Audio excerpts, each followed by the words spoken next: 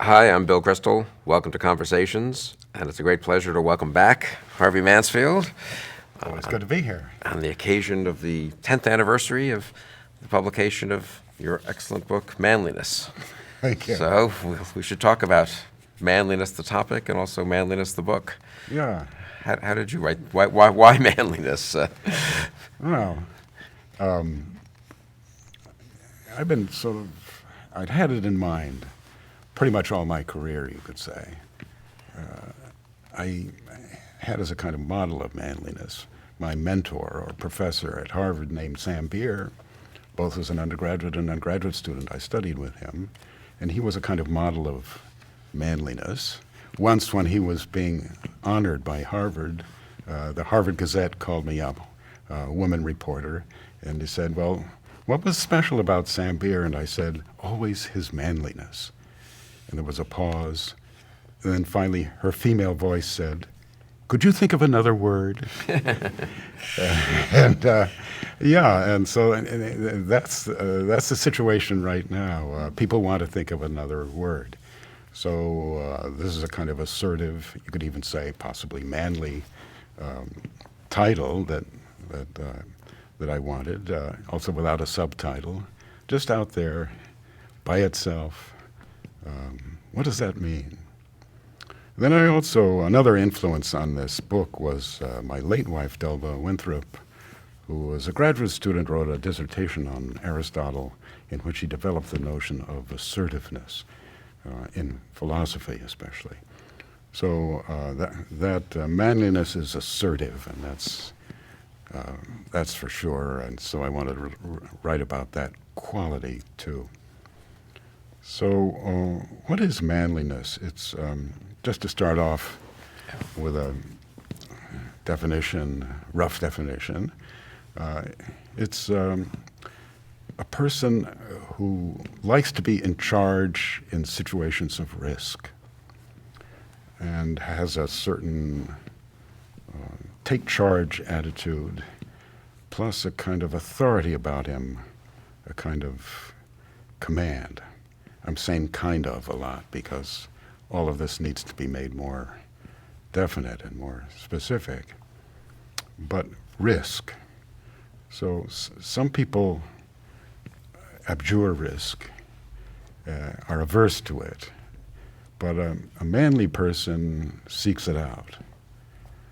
And most manly persons are men, but not all. One can think, my big example, of course, is Margaret Thatcher. Very manly, very assertive in situations of risk, which she did not seek to avoid at all. But still, mostly men, and not all men. In fact, manly men are most critical of men who are not manly.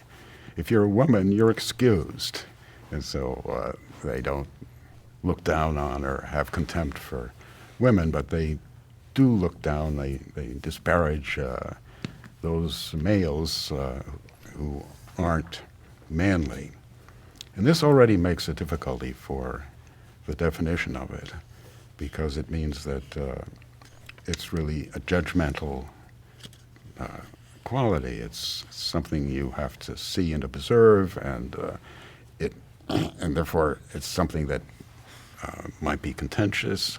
Other people might disagree with your judgment as to who is manly and not.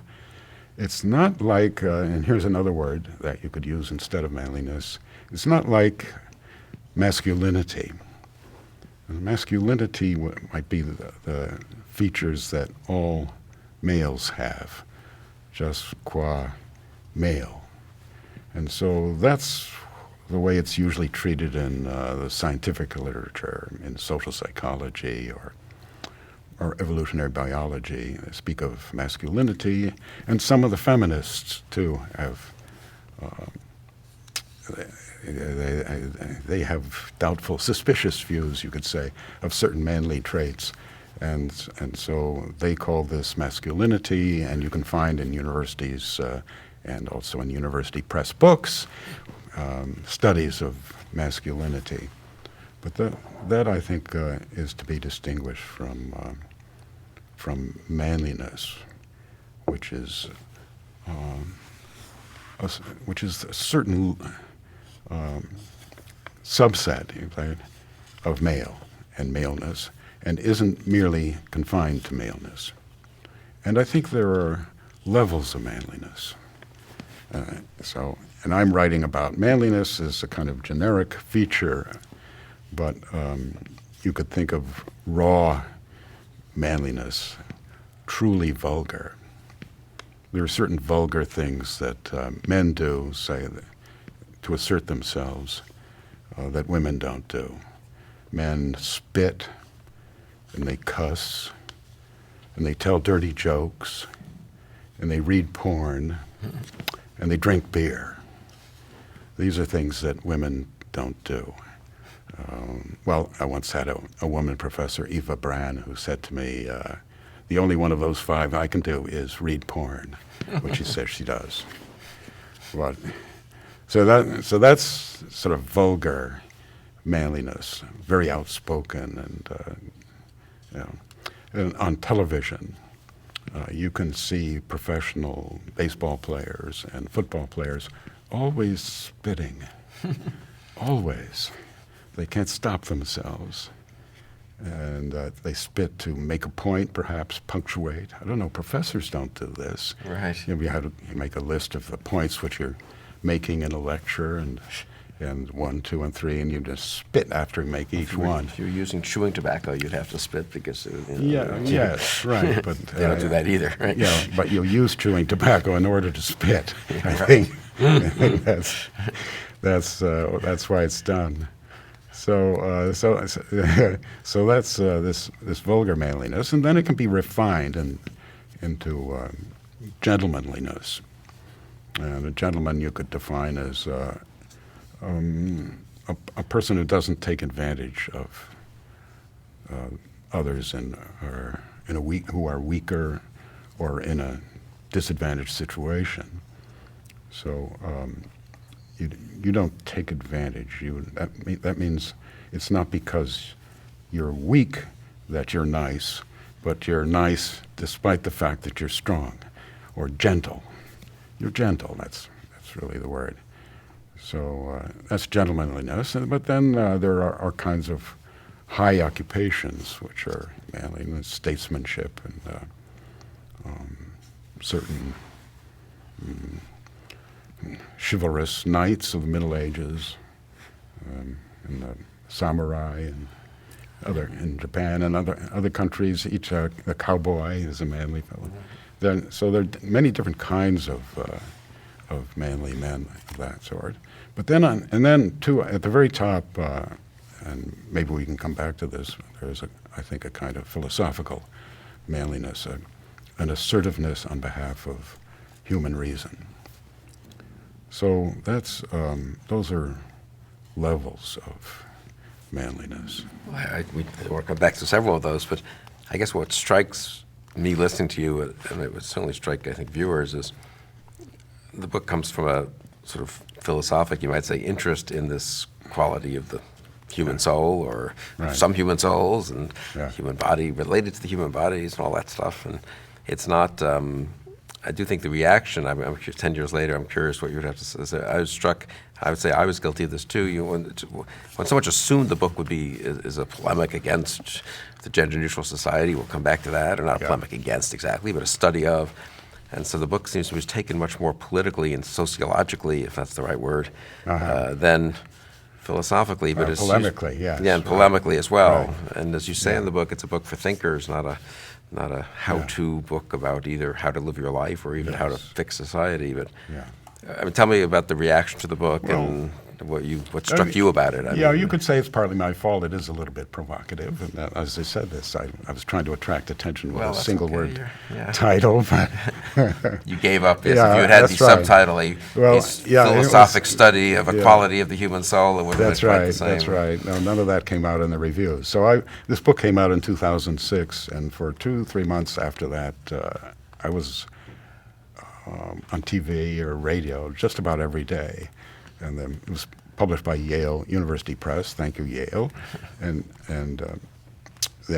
their representative became my social secretary Yeah. for that period of time. This is what you're going to do. One highlight was being on the Colbert Show. Yes. So that was where I played defense, fairly manly defense, but not very distinguished. And then, so it was reviewed by everybody in every newspaper, all the big intellectual journals, except not the political science journals. It was not reviewed by a single political theory or political philosophy or political science journal. This was somehow Even though published by, even though you're a Harvard professor and it's published by a, that's right. a university press. And despite the content, the rather academic content Yes. of it, and at least in several parts. Not a very academic treatment, but still, sure, I was talking about big names and big texts for the most part. So that was interesting. But I really got under the skin of the feminists, and what happened was that almost all the major newspapers and magazines that were on the liberal side, which means most of them, gave it to a feminist to review, and so this was fun for them. Right. Yeah, and I kind of enjoyed it too, and I slapped back when I could.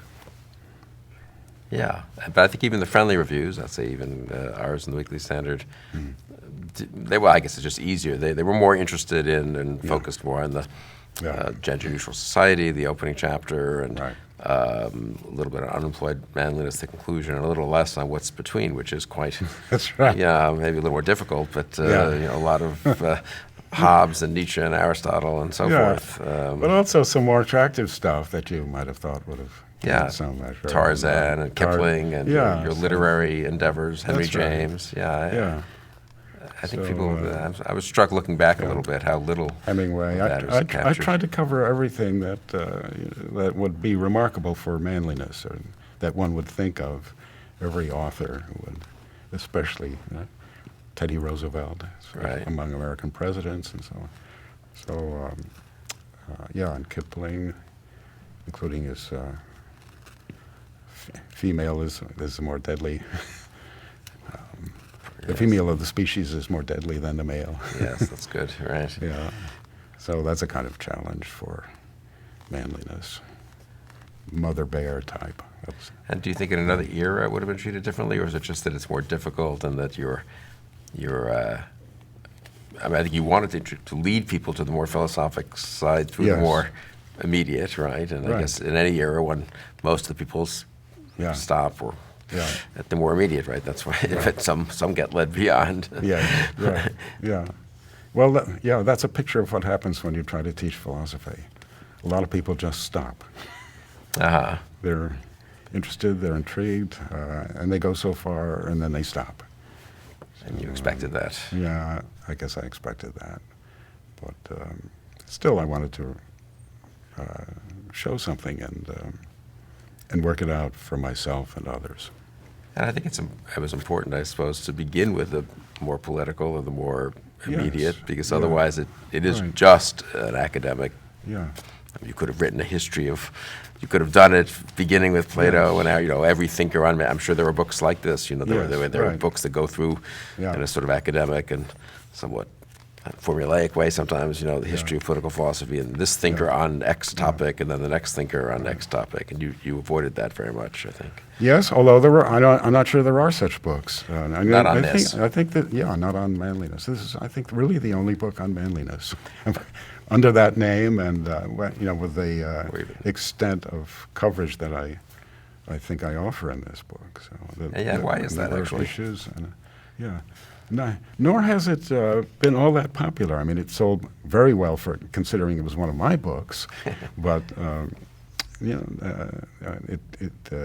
didn't get as many copies sold as most, decently.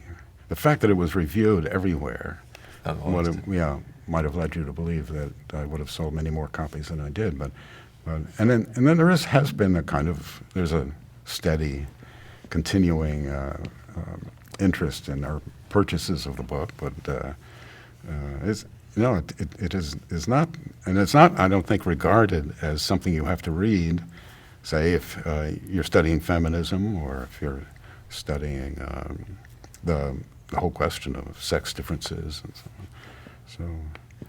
So it's, yeah, it's still up there in a kind of limbo. And do you think that's because our society doesn't want to think too much about sex differences and the issues raised by manliness, or is this beyond just our time and our society, that somehow it's a, I don't know. I don't know, because it's got a lot of jokes in it. You Yeah. can be entertained if you want to be, Right. but no, it's just. But the fact that Delba's you know, thesis on Aristotle was maybe the first to bring out this side of it, which Yeah. is the assertiveness and how important that is. Mhm. Maybe there's a broader resistance, I don't know, to Yeah. thinking about this Yeah. set of topics almost. And Yes, I talk about that a little bit. It's against the mainstream of modernity.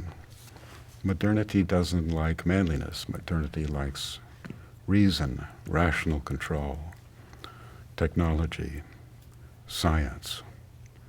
Whereas manliness goes in for drama. And academics Yeah. maybe don't like Right, manliness. It doesn't academics want fit to be- into the they want to be topics scientific, yeah. they want to talk about. They want to talk about That's the right. social contract or sovereignty, but things that are abstracted from Yeah, this core fact that there are men and there are women and that's right. the implications of that, That's I right. guess. Is that right? Yes, I mean, no, I think that is right. That is right. And yet, everybody's interested in the subject of how men and women are different.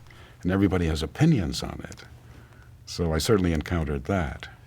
So when I was on the radio or talk radio show or something, a lot of people called in, and they all had their views, some of them interesting. And so that, yeah, so it's on a kind of a winner of a topic, I think. and you're calling attention in the first chapter to the gender-neutral society as kind of the Yeah. breakthrough, if you want to use that term, the novel thing about our time, or a novel thing, maybe the novel thing about Yeah, I our think so. times politically, Yeah. has certainly been vindicated or strengthened in the last decade, wouldn't you say? Has anything happened that's either surprised you or made you rethink the claim that this was kind of a deep attachment that we No, I think have? that the description stands up pretty well, that there's still a push in the direction of gender neutrality. As we saw last week, the Secretary of Defense announced that the United States military forces would not be holding anything, refusing any position to or rank or job to women. So I think that's still a very powerful force working in the direction of gender neutrality. But also the resistances to it are still present. And do you, at the end of the day, think it sort of gender-neutral society is a problem because it can't be achieved or because it will be achieved? I mean, I'd say that's an ambiguity in the book. Maybe. that is an ambiguity. Well, maybe it's not an ambiguity. It's just a statement. Yeah, let me start by saying that this really is something new in human history. The radical and revolutionary character of gender-neutral society is obvious and yet very little appreciated. Yeah. People don't realize that we're undergoing a great experiment. It's not regarded as an experiment. It's just regarded as something that was, for some reason, overlooked. No one thought of. No one thought of in the whole of human history. Right. Yeah. Except a few people: Plato, Karl Marx. Right. Yeah, Aristophanes. maybe. Yeah, Aristophanes. So Sort of. yeah, just a very few people, and of course they dismissed it. So, and they were dismissed. And now suddenly we're doing this thing, and we're doing it totally without the consciousness that we're doing it for the first time, and the experimental character of it. So we are sort of experimenting as to what manliness is. Now, the gender-neutral society, I would define as a society in which your sex matters as little as possible. It doesn't give you your place. It doesn't give you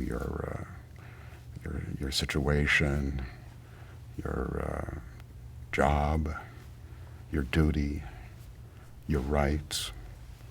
All of that is effaced. All those distinctions based on sex are to be done away with.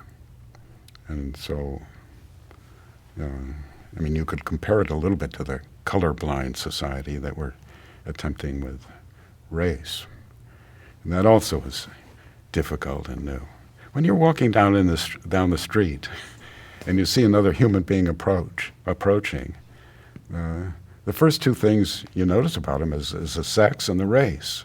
Yeah. Maybe not, I don't know in which order, or maybe it's right together, both. You think? And yet, we're living in a society in which you're not supposed to notice either thing or draw any conclusions from. Sex seems more fundamental, don't you think? I don't know. There are I only two suppose of it them. is. I I mean, suppose I know there you're not are. allowed. Yes. Maybe you're not supposed to say that these days, but there are No, really it only two of them. is more fundamental, and it's different because one sex calls for the other, or is the counterpart of the other. Right.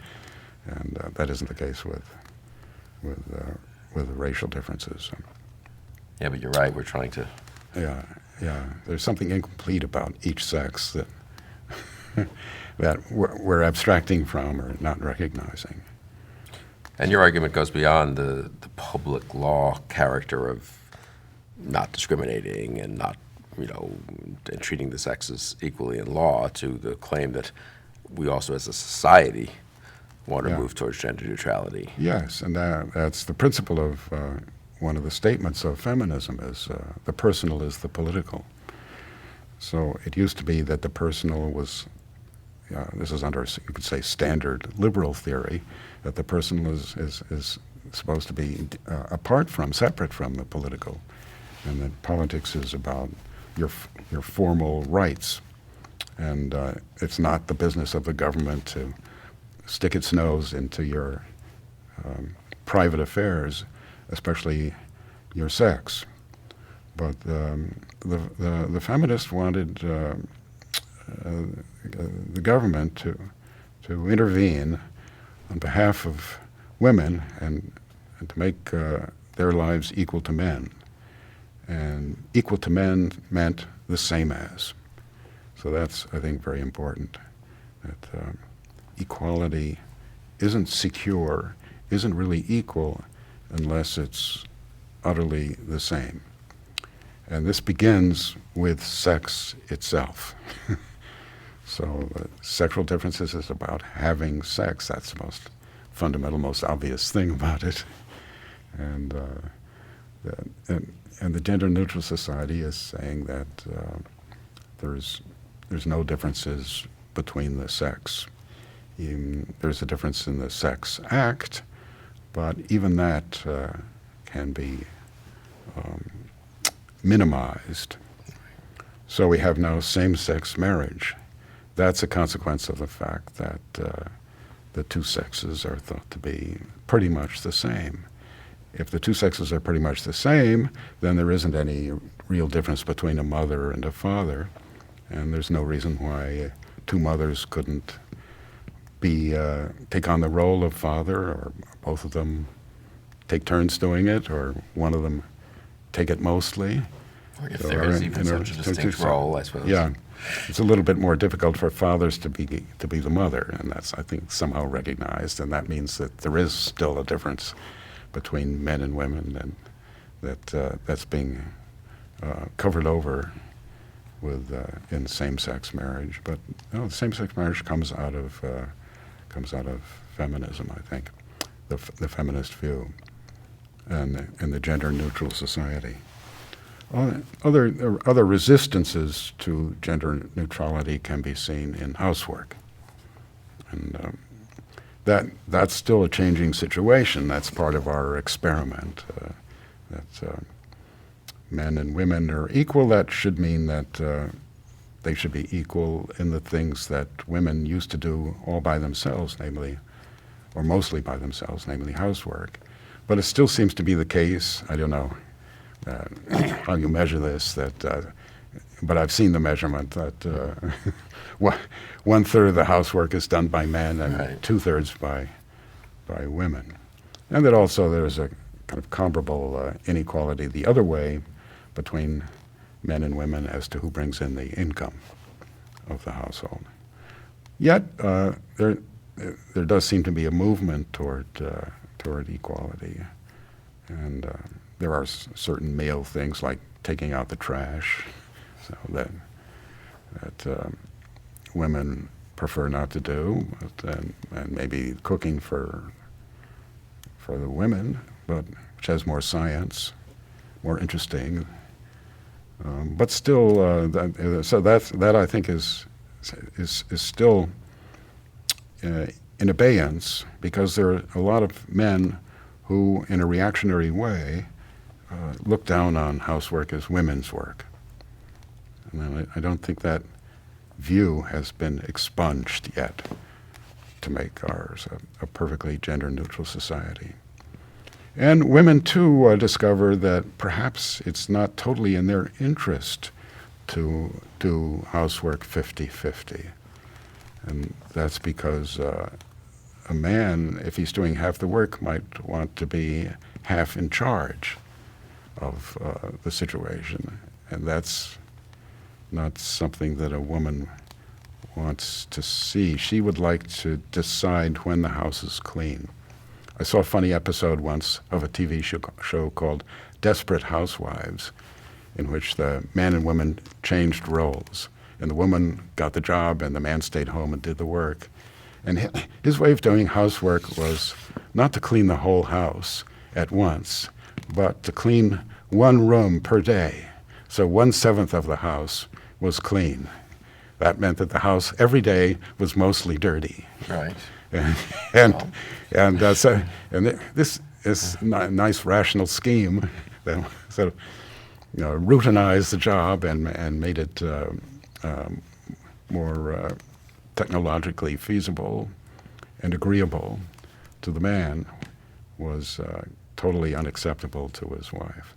And so things like this can make a woman think that she wants to be the one to decide when the house is clean, and when or whether it's clean, and she would like to be in charge. So these reactionary thoughts do occur. But are you surprised by how much they occur, or how little? I guess, I mean, is the striking fact of the relative success of the gender-neutral society much beyond what people might have thought possible, or is I think it is. I think it is. I think that all of the male chauvinists are really still quite astonished. And now, women in combat, to come back to that, that's a difficult thing. Very little opposition. Very little opposition. And very little public. I mean, I've talked to many people privately, like veterans and others who served. I can't believe it, but actually getting senators to speak up against it, very hard. Yeah, you can't do that, So the women are asking for this, and I think most men think, all right, let them have it, see how they like it. Right. Same as homosexuals wanting same-sex marriage. Let them have marriage, see how they like it. But if you were facing in battle and facing a unit that was composed entirely of women, you would not be as fearful as if it were the Wehrmacht that you were. The most elegant critics of it, I think, have been women, including women who served in non-combat and understand the difference between combat and logistics and other support operations. Yeah. Well, the degree of intimidation I suppose, not too many women will volunteer, I don't think. We've not got a volunteer army, so not. Right, we'll see. But a very few will be sort of pioneers. But it's hard to think. Of course, there are a lot of women in the military in non-combat situations. Right. It's a good situation for lots of people, and especially women. Women like, in general, to work for the government. But maybe I should be careful about reactionary remarks. Yeah, probably, and I should even be careful about listening to them these days. Since just passively, nodding or not even nodding, but keeping my objections to myself could get me in terrible Yeah. shape if I Yeah. ever want to be a, Totally. a professor or Get you dean fired at as a college. dean or a president Right. of the university. That's true. But the degree to which, just on to finish up on the women in combat thing as an example, though, is, I mean, in a way, the objection, or if it's an objection, or well, there's not many people are actually going to go into it, sort of misses the point, doesn't it? Because I mean, the whole institution gets changed as a result of the requirement that Yeah. it be gender neutral. I mean, and the military does, the Right. society does, and, Right. and the fact that you may end up with Yeah. 4% or 25% is somewhat Yeah. Yeah, the secondary. military is changed by the requirement that it that it avoid keeping a, quote, hostile environment. Right. You know, that's now a requirement put on all universities and employers, and so and that will have to apply to the military as well. That's changing its connection and embrace of the vulgar manliness that I described and defined before. Which was once thought to be important, however, to military that's right. success and Yes, esprit and all that sort of thing. That's right. But we've transcended that, I guess. Yeah. Therefore, producing, let's just, on this last sort of more sociological point before we get to the more political, philosophical side of the book, producing what you call at the end of the book, unemployed manliness. That's a very good phrase, I think. Say a word about unemployed manliness. Yeah, well, manliness as something natural which cannot be done away with. And you can take away the occupation of a man, or the pride that he takes in being a man and doing things that a man does. For example, taking care of your family, protecting your family, and providing for your family by being the breadwinner. So that has been taken away from men now, and so that good aspect of manliness is unemployed. Yeah. And the implications. I mean, what is it? Just, I mean, Well, it's going to sit there and find some avenue to express itself, like voting for Donald Trump. yeah. An example of a man who deserves to be unemployed, though manly. Right. Vulgar. Vulgar manliness. But he has, right, yes, vulgar manliness, a demagogic manliness, but he's appealing to the manliness of, I think, his supporters with his outrageous remarks and his willingness to take on the establishment, which means, which includes especially the gender-neutral establishment. Yeah, it's hard to know how, when he talks about political correctness, when you think about what is he really capturing there, Yeah. some of it is this, right? I think a good part, most of it is probably. Part of it is racial, but it's also part of it is also sex. Yeah. So your mentor and teacher, Sam Beer, your model for manliness, was a liberal of a old kind, I think, and which raises the broader question about liberalism and manliness. You have a chapter on the manly liberal, but how did this? I mean, liberalism doesn't seem to have anticipated. Liberal political philosophers don't seem to have anticipated the gender-neutral society. That's right. So how did this come out of liberalism, or is it against liberalism, or the working out of liberalism? Well, liberalism began as a kind of reaction against society, as against social conflict and social repression. It began by formalizing, by looking for rights that were based on human nature, and therefore did not depend on human convention, especially on religion, and so it looked for and found features that are not male or female, but human. Right. Because male and female immediately gets you into society because you've got the relationship between the two. So what do male and female have in common? And so the early liberals, Hobbes and Locke, let's say, looked at a situation that they called the state of nature. And this was a phrase and a concept that was invented by the first of them, Hobbes, Thomas Hobbes, in the 17th century, which is how people look when you take them out of all social relationships, and no police, and they're just by themselves, and they don't have any of their social attributes, and Thomas Hobbes said that's, he called that a state of nature, and that's a state of war. That's a state in which every man thinks, and by man he means human being, every human being thinks himself or herself to be the best there is. To have, he said that human beings suffer from a superiority complex.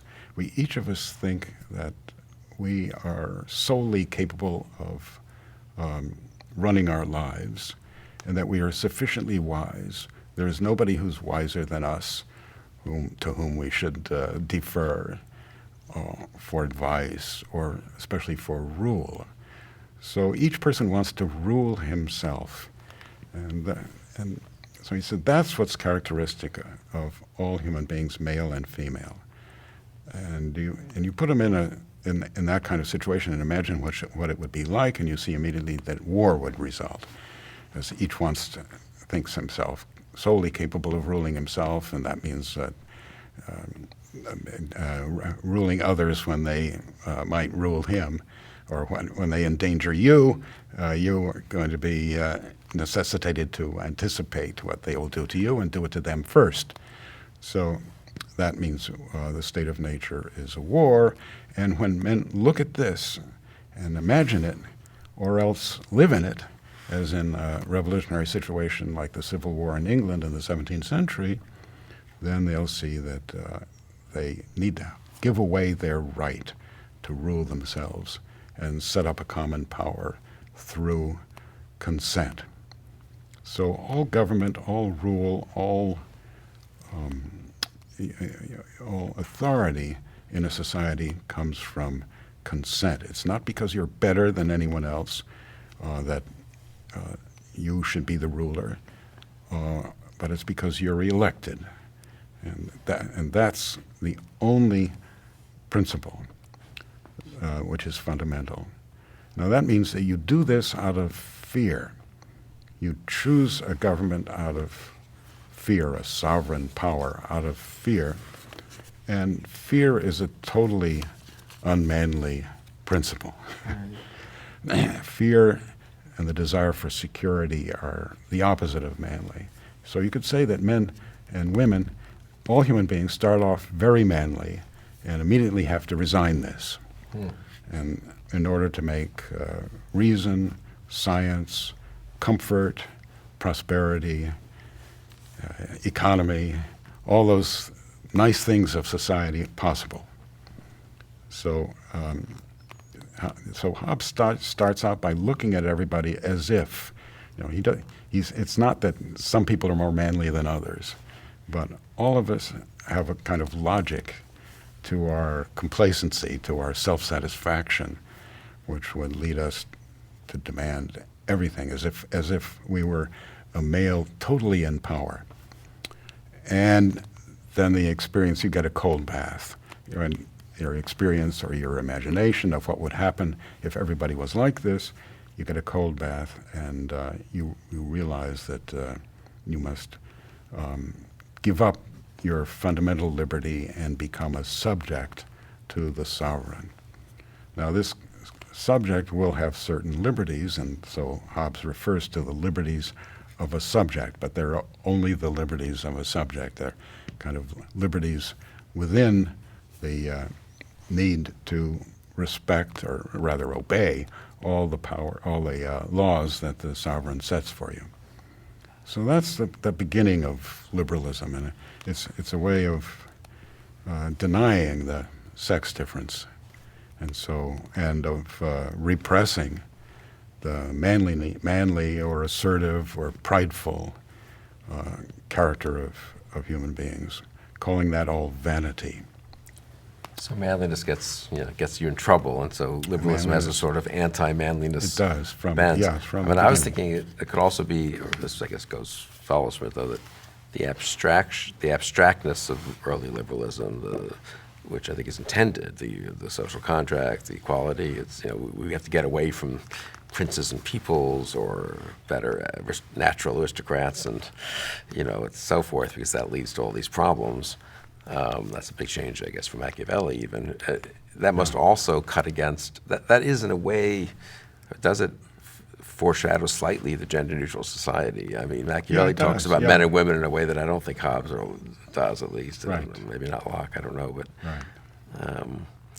that's sort of if you want to talk abstractly about individuals having rights, you are going to gradually erode this massive difference among two sets of individuals. Yeah. Hobbes is imagining that women could be as nasty and as assertive as men, and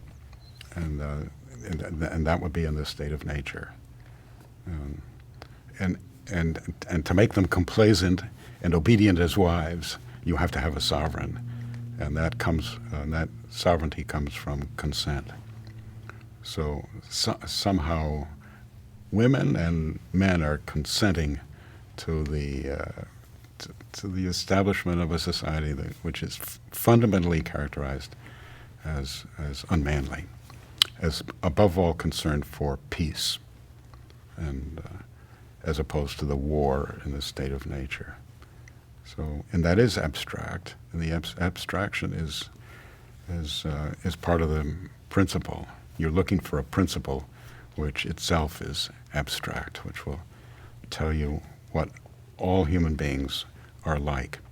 And that principle will be certain and exact, because it will operate on all human beings. So you don't have to be of a certain type or think in a certain way, but this is based on your raw, sort of unrefined nature.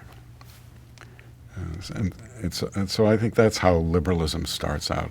But then Locke comes along just after Hobbes and changes it. Now, he retains some of the manliness. He too starts with a state of nature, but which is mostly it's characterized by great inconveniences, which sounds like a lot of conflict. But he doesn't describe it quite as strictly and provocatively as Hobbes, as a state of war. In fact, he distinguishes it. So, but it's characterized by disputes that also lead to the formation of a government, which also has to be by consent. But the people who consent have rights against the government, as they did not according to Hobbes. They have a right of resistance when the government goes against the very principles that it was founded to preserve, and tries to oppress the people who have consented.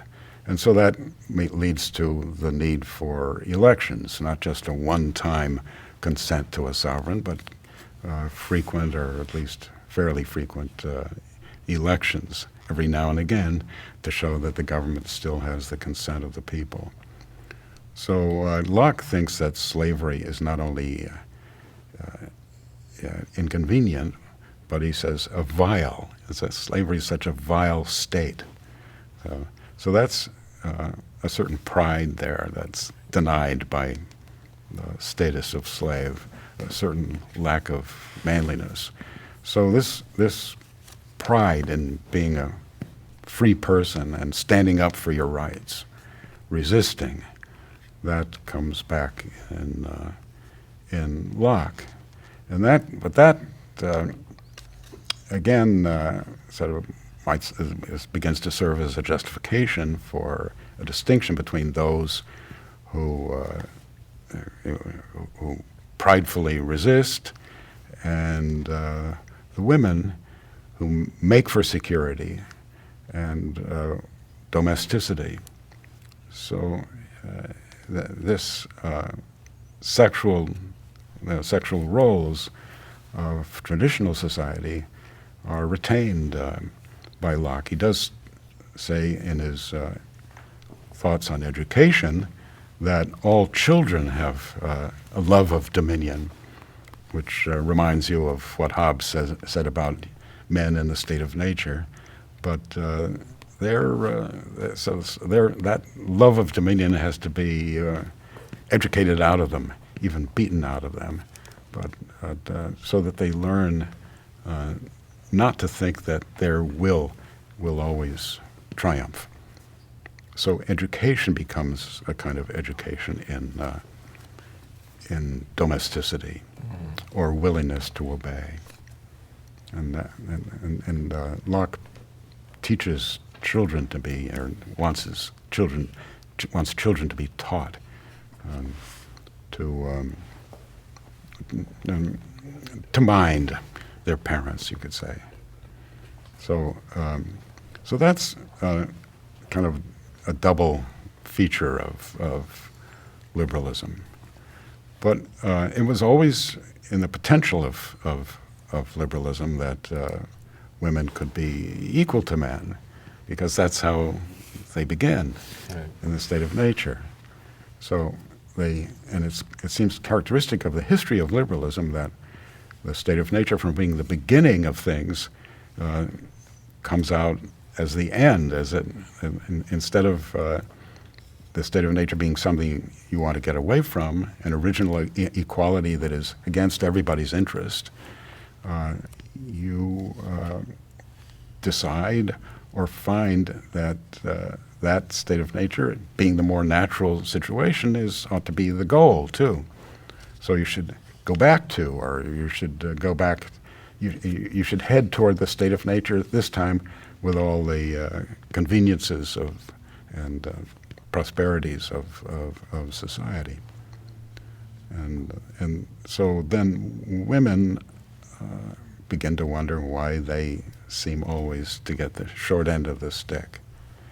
And so there was a liberal woman, Mary Wollstonecraft, at the end of the 18th century, and John Stuart Mill in the 19th century wrote a book on the subjection of women, which could have been the basis for modern feminism, because he took up all the objections to treating women equally, or to giving them equal access to jobs, and that women are too emotional, or that they are too envious, various insults that have been directed towards women, and he answered them all. And that could have been the basis for a feminism that would succeed, but it wasn't the basis of our feminism today. Our feminism today comes out of Karl Marx and Nietzsche, two opposite sources, both of them very illiberal.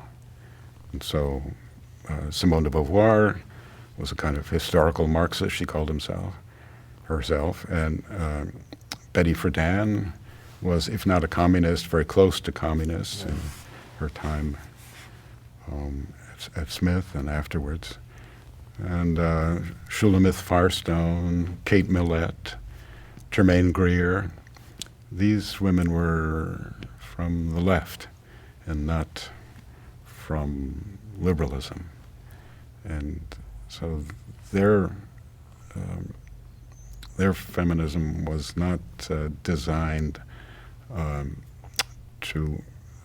it was not designed to give women equal opportunity, but to make sure that women had equal desert or equal result, as using this distinction which has become very common between equality of opportunity and equality of result.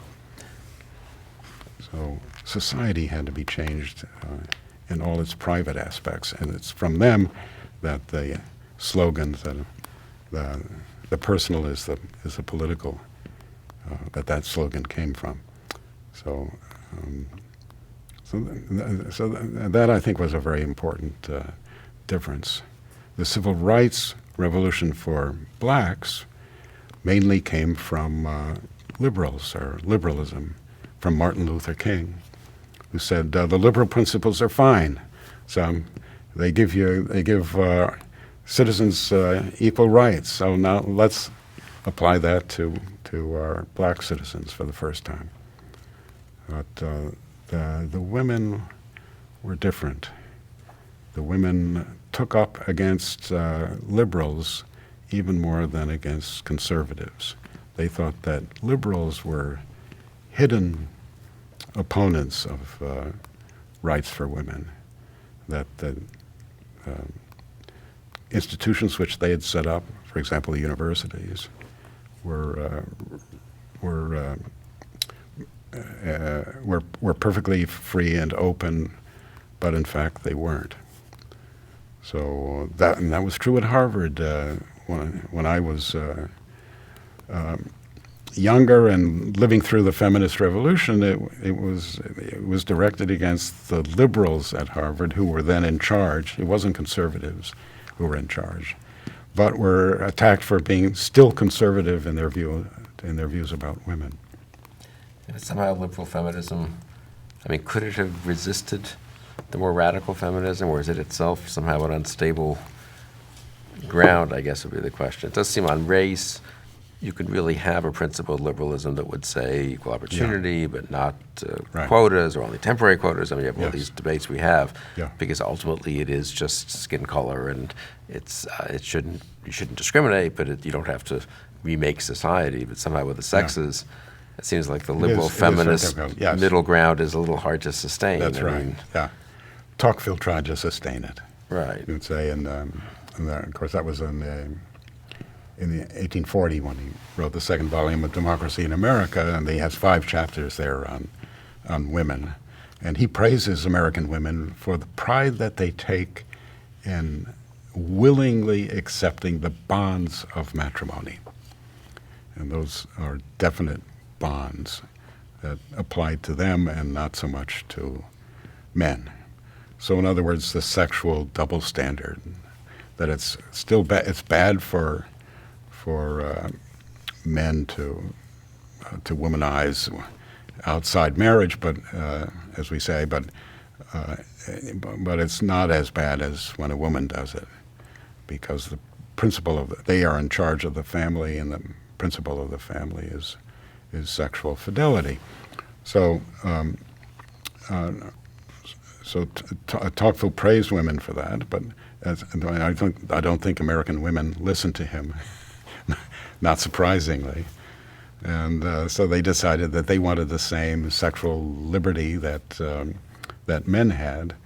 And when that sexual liberation movement came in the late 60s, first it was confined to men. There were the Rolling Stones who had their camp followers, but the camp followers decided they didn't want that status, and they wanted to be equal, and so they wanted the same sexual liberties that were now being claimed by men. And so, as I said before, the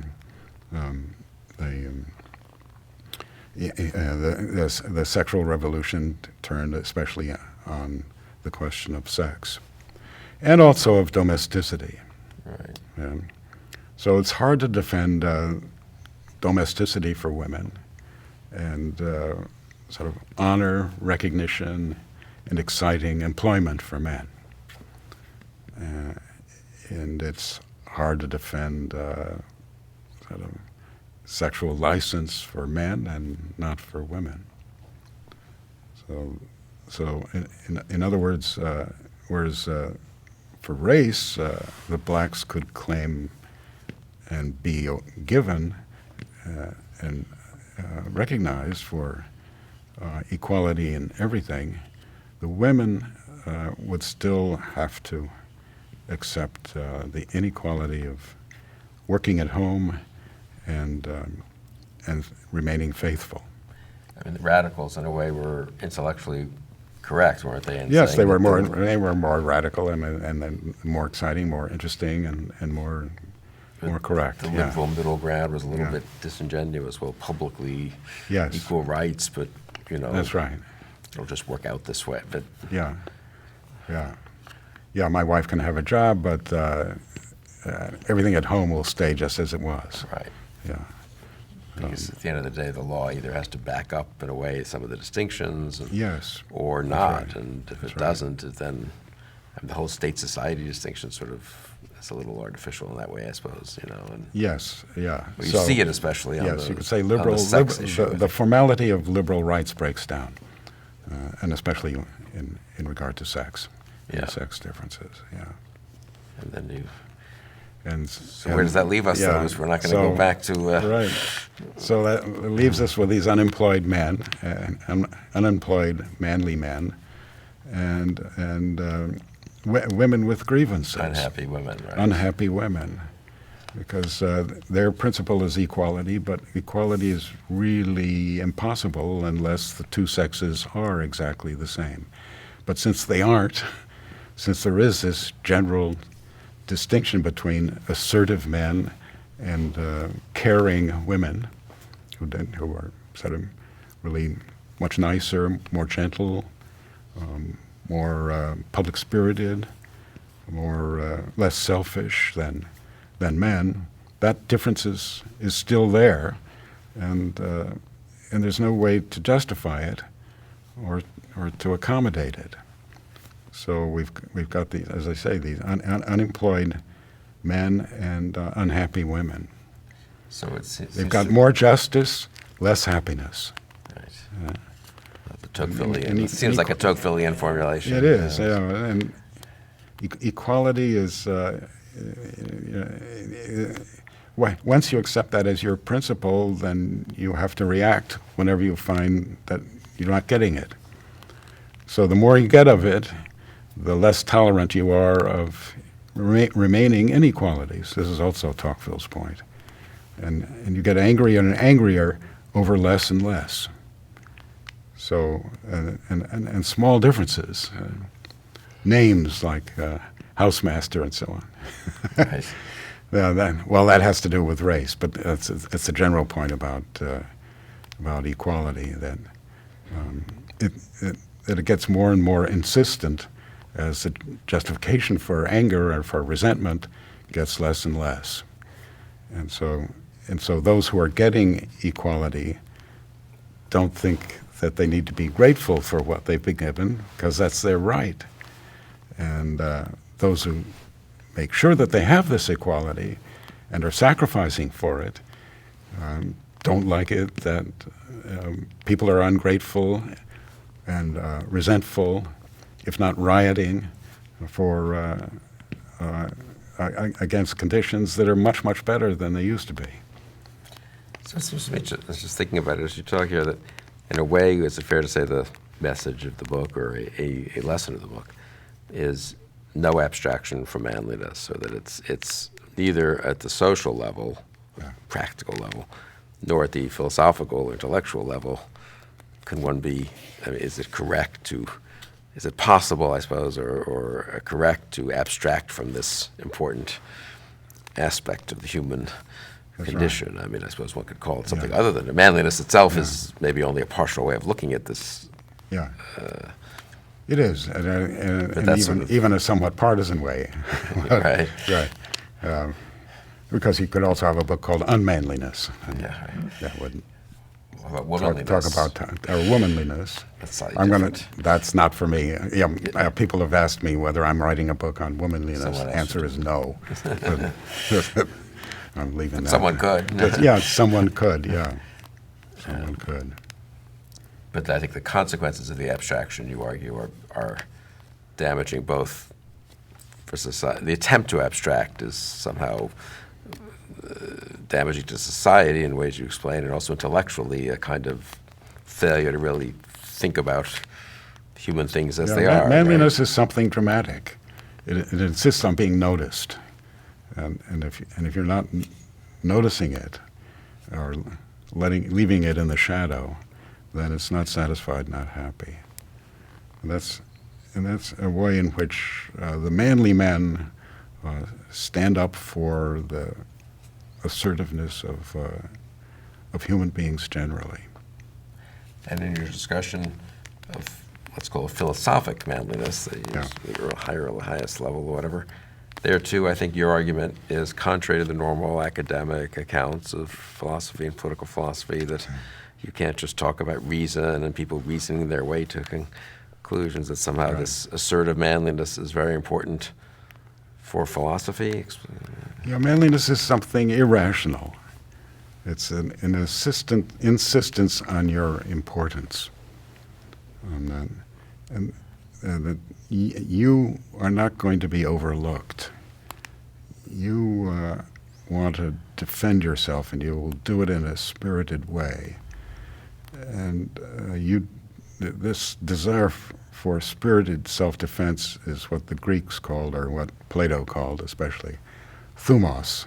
Thumos is spelled thumos, a spirited part of the soul, that in you which makes you want to defend yourself. And women, of course, have this too, but men have it in a way which makes them more dramatic and more obvious. Both sexes get angry. But a woman gets angry in a bitter way because she knows or senses that she can't express her anger and get away with that in a situation where she is usually at a disadvantage. Whereas a man, when he gets angry, lashes out and loses it, as they say. But when people get angry, they need a reason for it. You've been slighted by somebody. Somebody is mistreating you. And when you give that reason, you generalize it and you raise it to another level, to a level in which it's not just an attack on you personally, but it's an attack on the sort of person that you are. I'm not the sort of person that you can do that to. And I'm a certain type even. So this is a kind of reason that tells you that there is a distinction within all human beings, those who deserve to be treated with contempt and those who don't. And and you've got a reason why you don't deserve to be held in contempt. So this is a kind of irrational thing, getting angry, which leads to a rational expression. And I think that is what is most interesting about philosophically about manliness. And so if I'm writing a book about this irrational thing, I'm using reason in the book, but it's a reason which justifies or gives reasons for an irrational or unreasonable thing, namely anger. Anger is something that you show when you think you are important and you've been slighted. Self-importance, this is something that wise women recognize as a kind of need for a man, for a husband. He needs to think that he's important. But in this is a kind of universal thing in human beings. But in this, sort of men, you could say, act for the whole of the human race. The way in which most people, or everybody, defends his importance is by having a name. Everybody has a name which is peculiar to himself. Even if you're John Smith, that's yours. And you want to make sure that people spell it correctly and use it accurately, and you'll correct them if they don't, because not getting your name right is not respecting you. So this is a way in which we act on behalf of our individuality, because our humanity isn't abstract or universal, except as each of us is an individual. And manliness stands up for this in an assertive way. Now, maybe it's true also that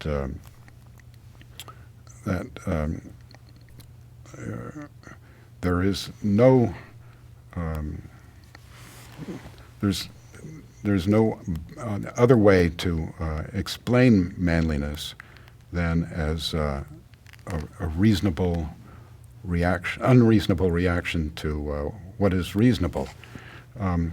If manliness is and seeks to be dramatic, then a person is at his most dramatic when the situation is chaotic and disordered and out of control. So that the person who asserts himself in this situation is claiming to find meaning in this assertion, so that there's not any meaning anywhere in the world except for me. So you look on yourself as center stage. Now, the philosophers who first discussed manliness, and that's Plato and Aristotle, attacked this manly way of looking at things. So these people who talked a lot about the sexes and are said to have been male chauvinists were actually mainly opponents of male chauvinism. You could say almost all of Plato is directed against manliness. So Plato tried to show that nature which is around us, our environment, is not disordered or chaotic, but is orderly. Nature is intelligible. Nature is divided into natures. Each of them is intelligible. There are trees and bushes and sky, and all these things are understandable. And there is a kind of seasons in the year. It's an order that we live in, and it's not that therefore it's not the case that we have a constant justification for anger because we are the sole source of meaning. So nature or intelligibility of the world as a whole is a way of calming manly assertiveness. But still, it's a question whether nature is really all that intelligible. Aren't we just saying that it's an orderly cosmos that we live in, and it isn't really the case? And you can be misled by your senses or by what is visible to you in the naked eye. If you use the tools of modern science, which are the microscope to look at very, very tiny things, and the telescope to look at very, very large things, infinitely small, infinitely large, what you see is not regularity, but rather alarming chaos. Yeah, right. An exploding universe, so expanding and exploding, the Big Bang. These are rather fearful things to think about. They suggest that humanity, and which is the sole source of human reason, are very fragile. And so far we've found no humanity or no human reason, no reason of any kind in any part of the universe except right here on Earth. And we know that right here on Earth is not eternal. It's not going to be there forever because the sun is a kind of furnace of atoms, and at some point it's going to run out and we'll be done for. And so will this mean then the disappearance of human reason from the whole universe? Well, it does seem, though, that we still can understand this situation. We can perhaps exaggerate the intelligibility of things and the orderliness of things, but still there is that orderliness. We are in an environment. We use that word, an environment, that is friendly to us, and we worry about it, that it might become unfriendly, but still right now And so nature is, in certain ways, kind to us, keeps us going, keeps us sane. And so it seems that if there is something there to be understood, there needs to be something there to understand.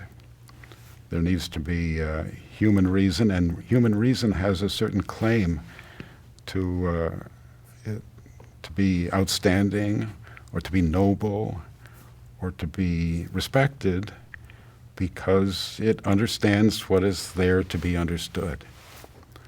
And what is there to be understood would be incomplete if it weren't understood. So human beings can make a reasonable claim to superiority in the universe. We are the best and most conscious part of the universe, which is mostly made up of things that aren't at all conscious, that don't know what they're doing, that have no awareness.